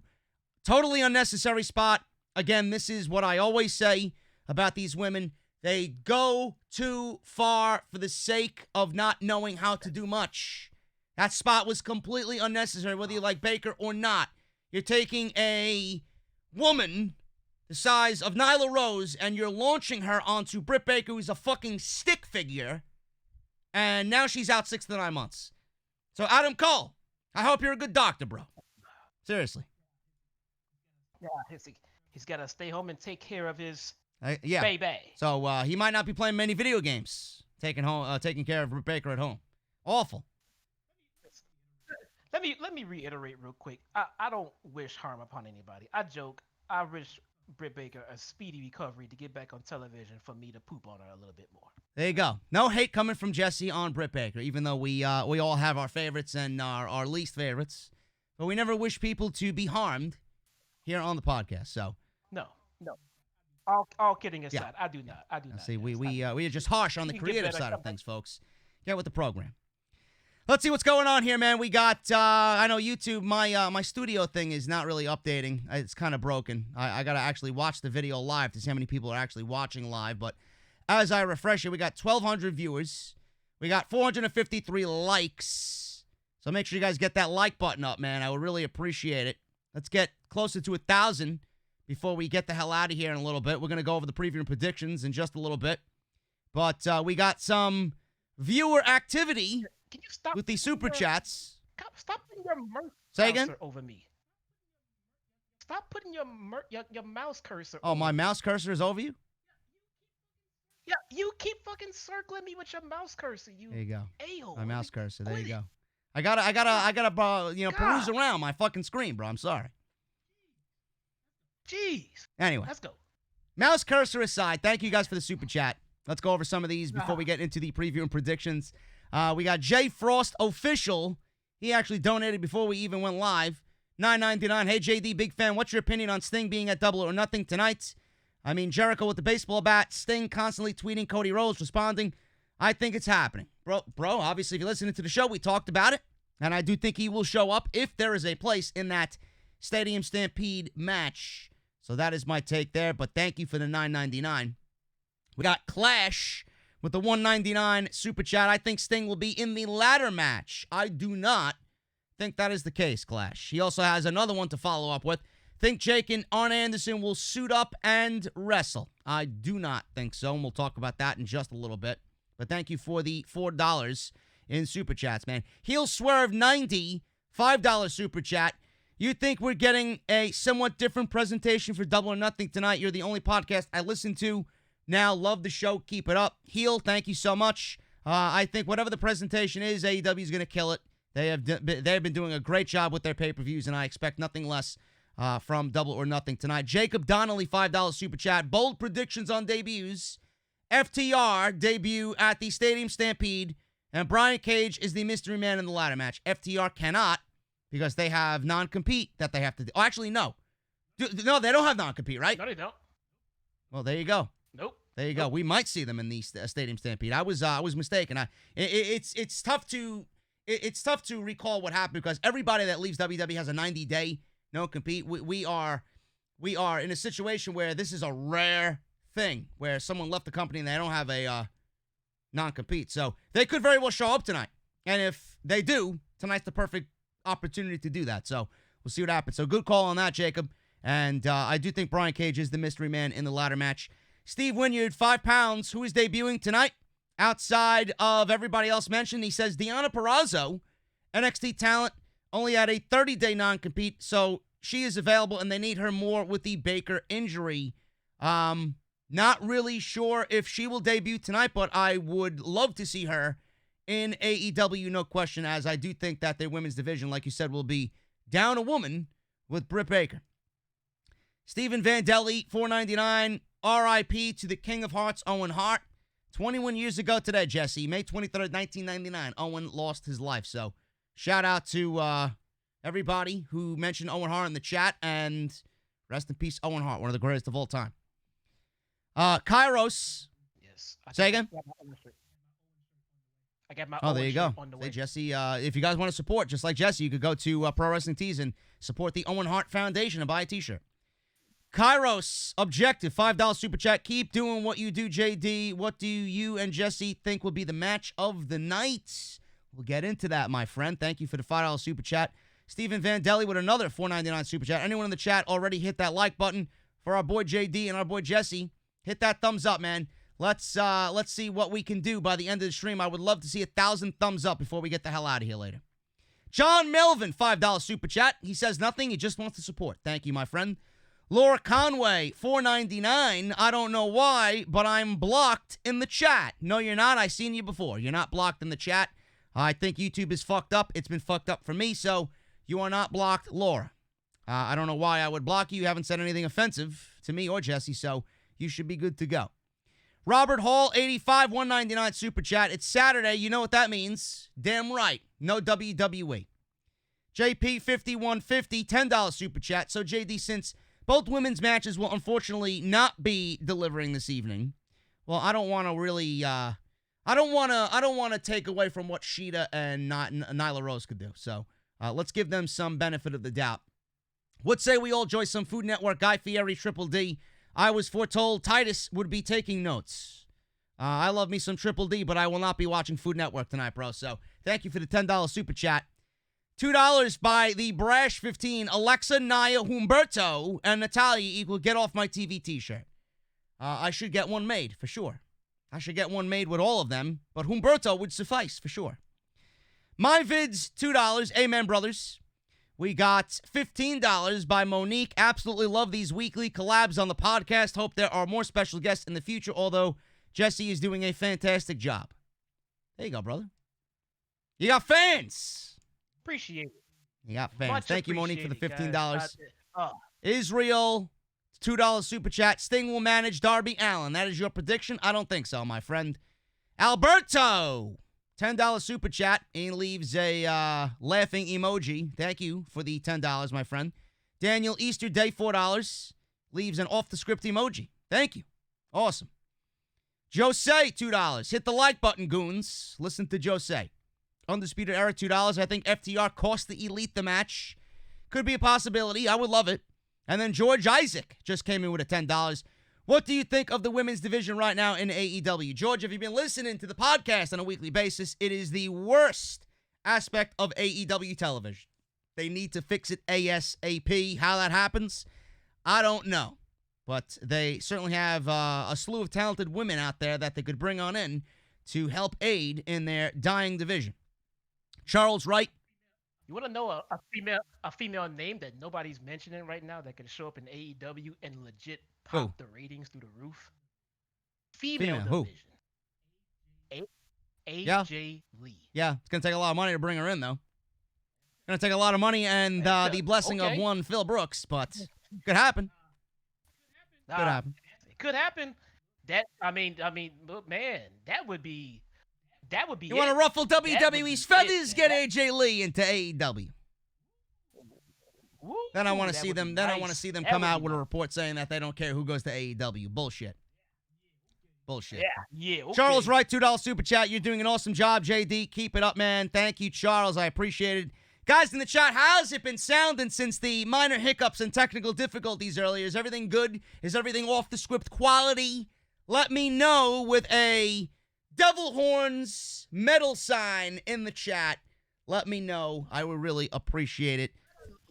Let us know with a thumbs up. How do we have 1,200 viewers and 500 thumbs up? I don't know, man. What's going on? Where the fucking thumbs up at? Jesus Christ. We're fucking spending our Memorial Day weekend with you goons. And there's no thumbs up? Come on. What is this? Jesus. I gotta feed my kids. I need thumbs up, please. Yeah, we need some more cold beverages flowing too. I wish I could step away and go get myself a Guinness that's in the refrigerator, properly chilled. But everything's good. Everything's good. Yep. Thank you guys so much, man. Let's go over the preview and predictions before we get the hell out of here. We got a great show tonight. I'm ruffling feathers, says Robert Hall. Who am I ruffling feathers with? The Pickle One. Jesse's mic sucks. Yeah. Jesse is low, says somebody else. Matthew Wrestling. Jesse is low. All right. I don't know, man. Let me see. I'm about to piss these guys off now. Jesse got kids. LOL. How you like that? Oh, How's my mic now? That's a little bit better. How's my mic? All right. Look at that. Is that too Jesse's low? mic is good now, guys. See? All you got to do is raise the knob. He's got it. See? All right, guys. You say something, and I'll play with the knob for you right here, live. We're live. Jesse's mic's Pickle One. We get it, bro. We get it, you motherfucker. We get it. Jesse's mic sucks. Fucking asshole. There you go. All right. Thank you guys for all the support. Let's go over the preview predictions. Buy me a mic. Before we get the hell out of here. Where's my notes? Where's my notes? I lost my fucking notes. I'm all over the goddamn place today. All right, guys. We got Double or Nothing. Jon Moxley versus Brodie Lee. Let's start at the top. AEW World Title. I'm going with Jon Moxley. Jesse, who you going with? How does it end? I think Moxley wins clean. Mox clean. Nothing else to. Nothing else to. I mean, maybe they'll add a different dynamic. Maybe we'll get Uno and Maybe. Grayson back. I mean, but they're not Brock Lesnar and they're in Canada, so. Yeah. Nah. So we got Jon Moxley winning clean, retaining the AEW Championship. Here's a question for you, man. Who do you think Jon Moxley feuds with after Brodie Lee? Ooh, interesting. I know that they wanna kind of hold off on the obvious. 'Cause that's MJF's title, man. Yep. That's MJF's title, but it's not time yet. So Yeah. who's next? It's a good question. I don't know. We could be looking at one of our big guys, our Wardlows or our Archers, something like that. I'm going with MJF on that. I think MJF and Jon Moxley main event All Out in August, and I'm going with MJF being the new AEW World Champion, and I think he holds that title until a certain Rhodes takes it from him in a rematch and gets his revenge a year later. That's what I say happens. But he can't. I don't think we can't put Moxley against MJF before Wardlow though. We can't put because Wardlow is what? Why? Because Wardlow is in the rankings ahead of MJF. It'll just be one more step in the story. Yeah, absolutely. Why put Moxley up? So he has to face Wardlow first. So Wardlow lost to Cody, didn't he, in the steel cage match? We got to get there somehow. I mean, it has to be the very next, but he has to get there somehow. Before we get to MJF, he has to go through. Wardlow has a loss on his record already, though, right? Yeah. So having him lose to Moxley is not that big of a deal. Yeah, because everybody looks at him like a monster anyway, and he's been very physically dominant on Dynamite. So I'm not worried about that, and I do think that is a likelihood as they build towards that match. That's something to keep in mind as we talk about losses to people. We're talking about losses. Look, people have to lose, okay? And it doesn't mean if you lose, you're buried. It's about how the match went and how you're portrayed.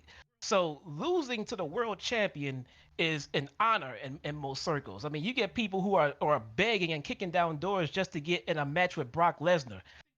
None of those people think they're going to win the match. They all know they're going to lose terribly, but they just want to be profiled in a certain way to make them look bigger.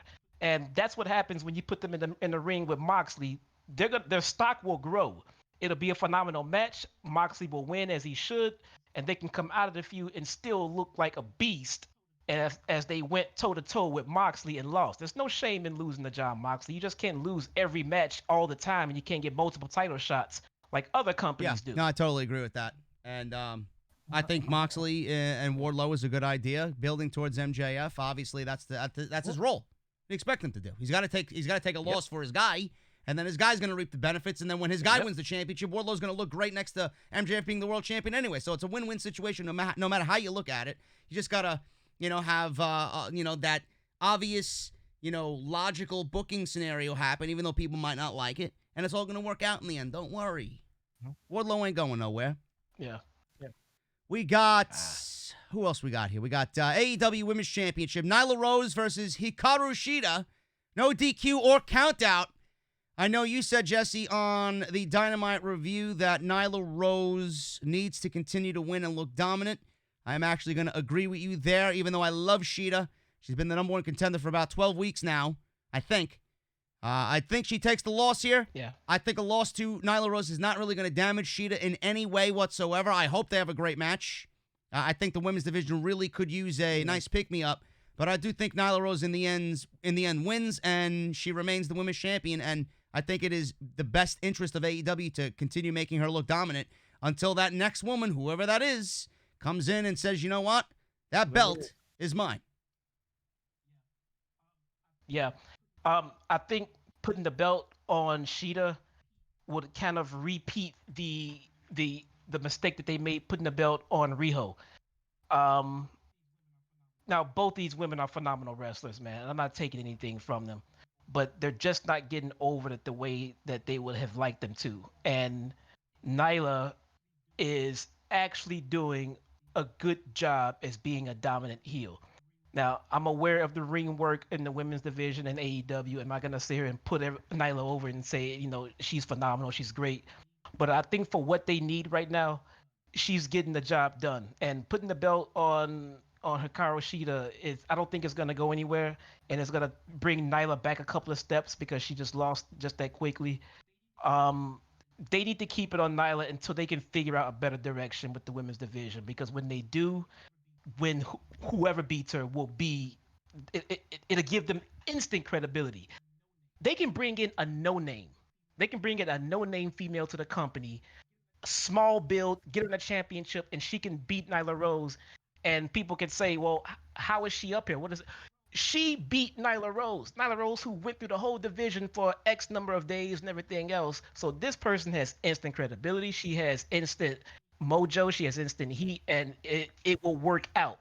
Now, how it goes from there, it depends on who it is and how they build from it. But nonetheless, if you hot potato that title right now, which is what they're doing because it went from Riho, went to Nyla, it goes to Shida, it's going to mean nothing. It will look like a title in that other company that we know. Jesse, I just got some breaking news here. Well, not really breaking, but Jacob Donnelly actually sent in another super chat. Just thought I'd let you know, according to Dave Meltzer on Twitter, the Stadium Stampede match was filmed last night, and people within the company are already raving about it.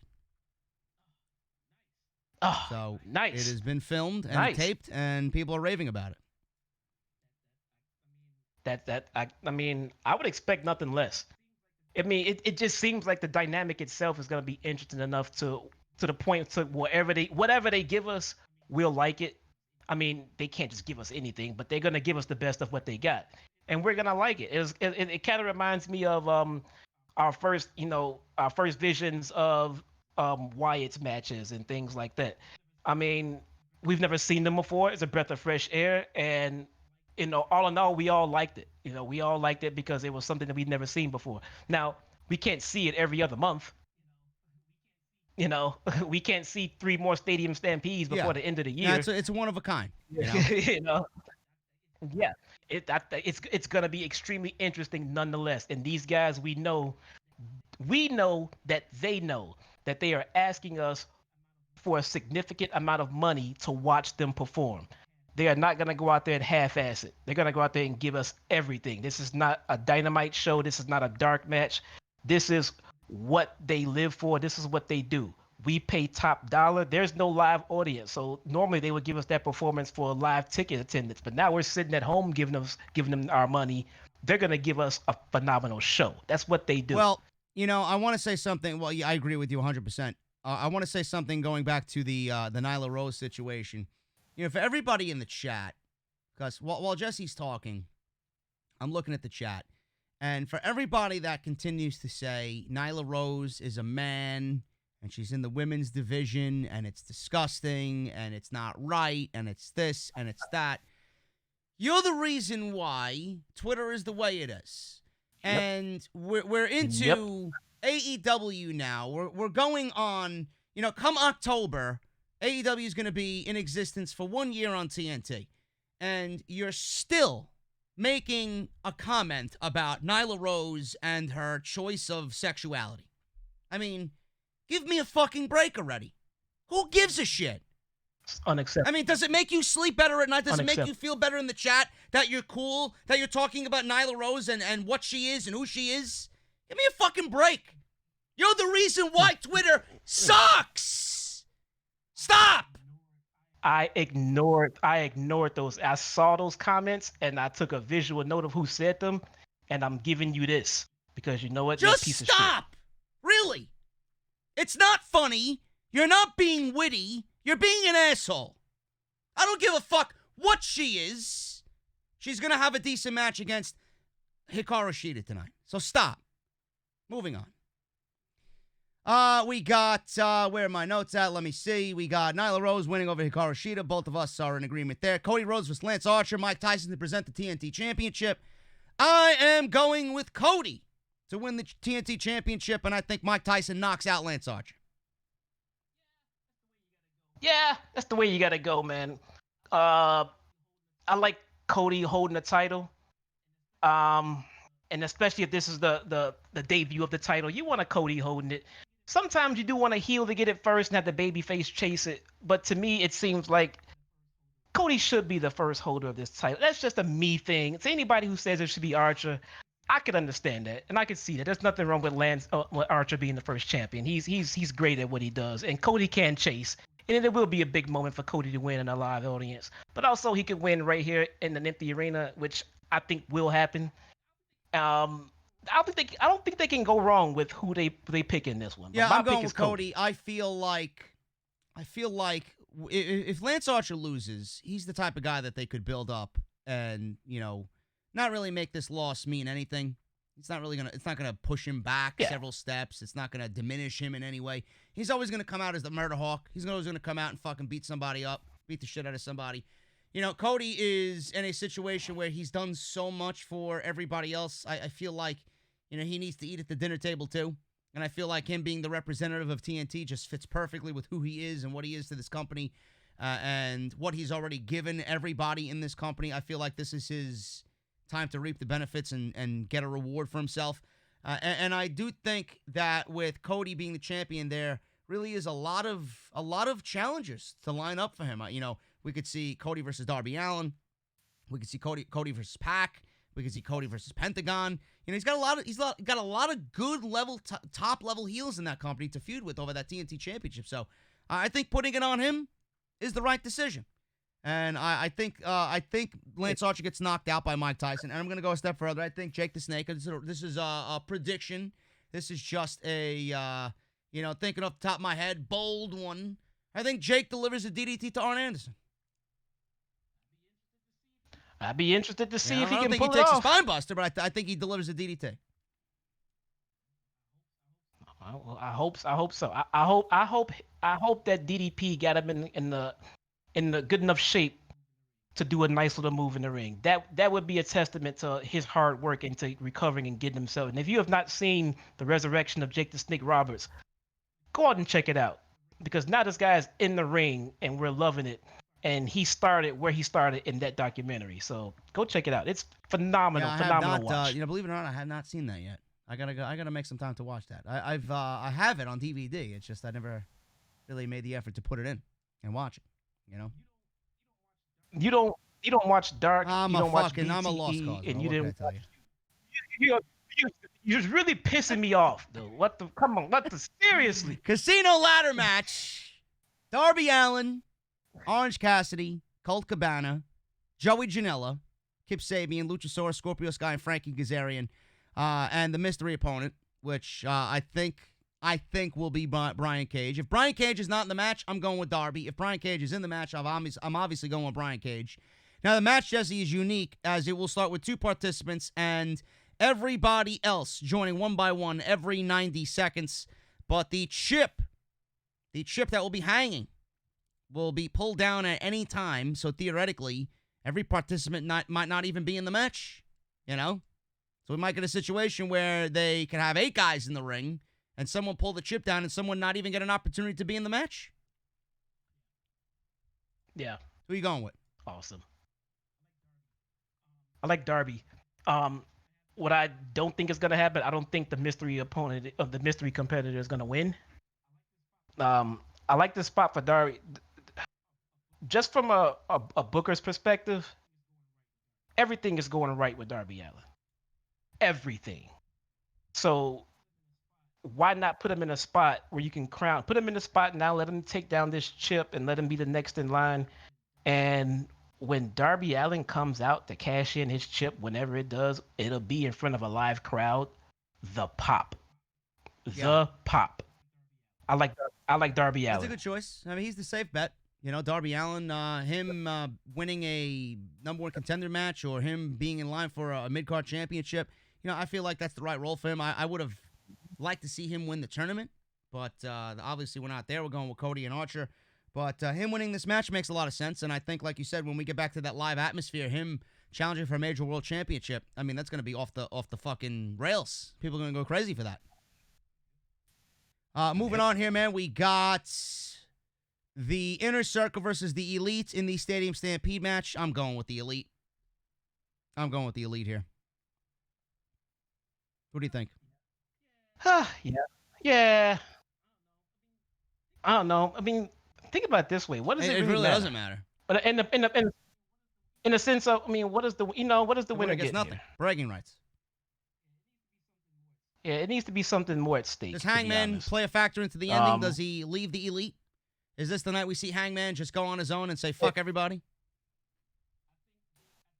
I think we need some kind of swerve in the storyline to kind of keep this more interesting, because otherwise we get a winner, they raise their hands, and now Do what? we see the Revival show up and take out the Young Bucks? I like that. If we wait, who's the Revival? The Revolt. Sorry. FTR. No, there's no Revolt either. There we go. FTR. Yeah, no. Seriously, I think that's the best spot. The best spot to bring these guys in. And that can be the next step in said feud. Now, maybe they come in and what do? Do they come in and side with Paige? Do they come in and the three of them have their own little mini stable? I don't know. I mean, where are they going with this Paige situation? We're all interested. We don't know. We got our guesses. It could go either way. A heel turn is as obvious. It's in the horizon. But who's to say it happens? Maybe it doesn't. Maybe FTR comes in, screws everything up. I like it. Now, at least that gives us somewhere to go after this match. But I think if we get no FTR, if we get nothing else, we just get a plain winner, and then what? I'll be honest, I'm not going to be overly happy with this storyline going forward. I may enjoy the match, but at the end of it, it'll just be like, what was all that for? What was it about? What's next? What happens?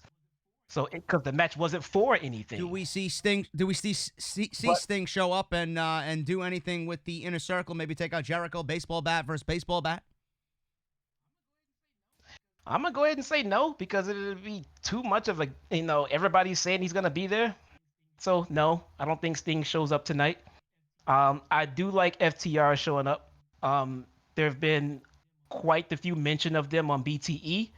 So basically, they are pretty much confirmed to be in AEW. Once you mention on BET, you're in. Or BTE, BET. You're on BET. If you're on BTE, you're mentioned. They got plans for you, and they've mentioned them more than once. And now the Bucks are in this big, high-profile match. I think this is the match we see FTR for sure. Someone in the chat said, why the nickname, the three-letter nickname FTR? We already have an MJF and things like that. Well, they can't use the name The Revolt because there is already a tag team on the independent team with that same name. And the guys in the quote-unquote Revival, they had a cease and desist order sent to their house, and they are not able to use the name. So they're going by FTR. They got a second one. Did you hear that? They got a cease and desist from WWE because they printed the images of them in the clown outfits. They put it on a T-shirt to sell it. Oh my God! And they got a cease and desist from Jerry Jesus McDivitt. Christ! It wasn't even a legit fucking gimmick. It was an idea. Give me a break. There's two guys in a fucking clown costume. Yeah, You can but go buy a fucking Halloween store. I mean, I get it. Look, they're making money off of images that were drawn up by WWE personnel. I mean, okay, it makes sense. But I mean, it was never used. I mean, come on, they're being. Do we paid. see Vanguard 1 make an appearance tonight and resurrect Vanguard 1? Maybe he's Vanguard 1.5 or Vanguard 2.0. Does Vanguard come back to life? Does Damascus have that type of ability and power? Vanguard 1 died. How about you have some fucking respect, dude? Vanguard 1 perished. What the bro. fuck? Come on. He's How can dead he and come buried, back? bro. Just throw him in the No, fucking dude, ditch with AJ Styles. Gone. He's gone. Now we might get a Vanguard 2, but Vanguard 1 is dead. And I think it's pretty shitty for you to insinuate that he would show Maybe up it's his tonight. distant cousin. That's pretty poor of him. That's. I'm not speaking to you. We'll see what happens, man. The Stadium Stampede should be excellent. It should be a lot of fun. Very much looking forward to it. Some other matches we got tonight, kind of predictable in a sense, but should be entertaining because it's MJF. MJF versus Jungle Boy. Obviously, I think Jesse and I are both going with MJF. We got Britt Baker was supposed to go up against Chris Statlander. It's now Penelope Ford. I'm going with Statlander to win that one. Jesse, what do you think on that? Statlander or Ford? Who's got more of an upside here? Okay, so more upside. Well, who's right better now, right now? Who's got more upside Who's better right now? Who's AEW pushing right now? Okay. Chris Statlander. She's there, man. She's on the cusp. She's there. She's got it in the ring. She's tweaking her gimmick. I like that. I can't think of anything bad to say about Chris Statlander right now, except that she is working on everything that's not perfect for her right now. I like Statlander. I like Ford about of a half of a pinch less than Statlander. I like Penelope Ford. I would like to see if she has any kind of mic skills or any kind of personality to show us, any kind of charisma to show us. Just to see if it's there, because I don't know if it's there or not. And if it's not, okay, we'll work around it. If it is, then let's see it. Let's hear it because it'll help.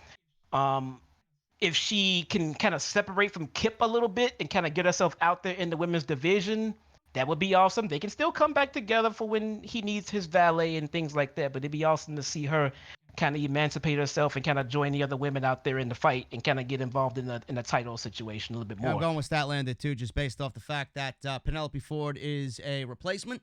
And I don't think the replacement's going to beat the woman that they probably had pegged to win this match anyway.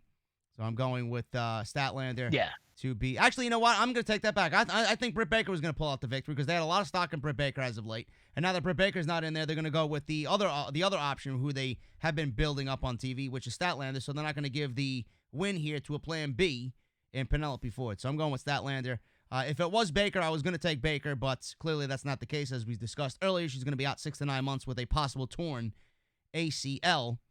And then, Jesse, in the buy-in, we got the Private Party, my boys over at Private Party there, Mark Quinn and Isaiah Cassidy. I missed them, guys. They're going up against, I believe, who the fuck is it in my notes? They're going up against the Best Friends. Who are you taking in that one? I don't know. It depends if Private Party can beat the Bear. Oh, yeah, they're wrestling a fucking bear. Yeah, you would know that. Being the Ely, right? Yep. That's right, man. There you go. Fuck me. Yeah.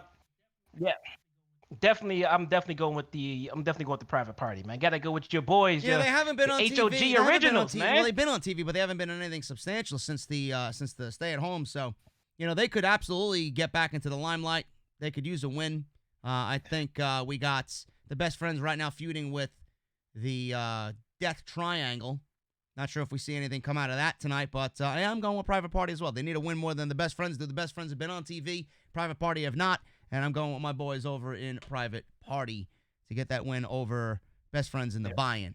But we got a couple more Super Chats before we get the hell out of here. We got a couple more coming in here. We got Quintendo, $4.99. I love you, JD. You and Jesse are the best. Can't wait for Double or Nothing. Your podcasts are the best, and I'm looking forward to your reviews. Thank you so much, man. And for the $5 Super Chat, Robert DeMario, $1.99. Nyla Rose fears Hikaru Shida. And apparently everyone in the chat who thinks Nyla Rose thinks of Nyla Rose negatively, they fear Nyla Rose. Jacob Donnelly, $5 Super Chat. Just thought I'd let you know, according to Meltzer, the Stadium Stampede was taped.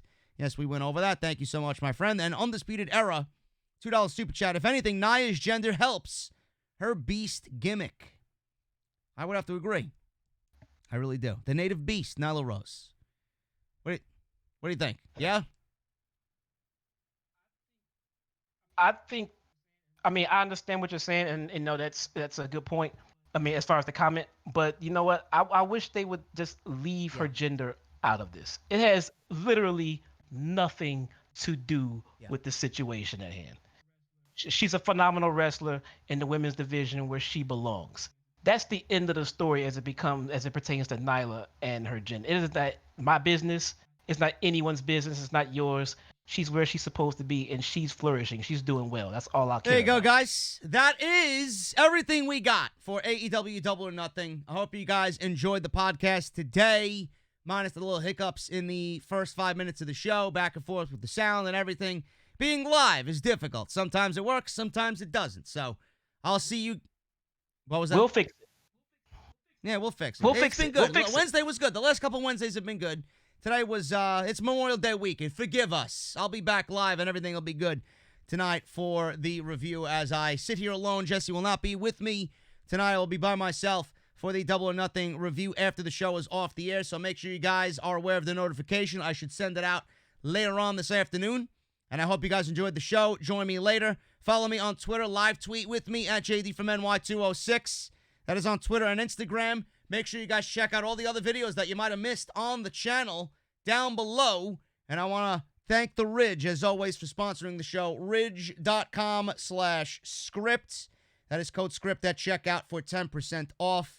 Get yourself a nice Ridge wallet or anything they got on their website. Jesse, what is the drink of choice before we get the hell out of here?